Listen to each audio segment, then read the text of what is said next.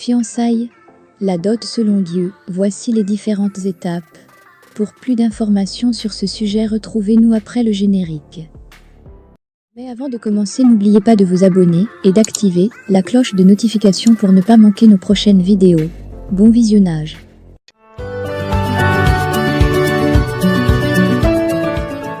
Plusieurs questions sont posées par des frères et sœurs quand l'âge avance et quand le désir de se marier naît. Nous voudrions, par cet article, aider et donner les conseils selon la sainte parole de Dieu. En général, la dot est perçue comme l'ensemble des biens meubles ou immeubles donnés par un tiers à l'un ou l'autre des époux dans le contrat de mariage. Le célèbre pasteur congolais Marcelo Tunazi.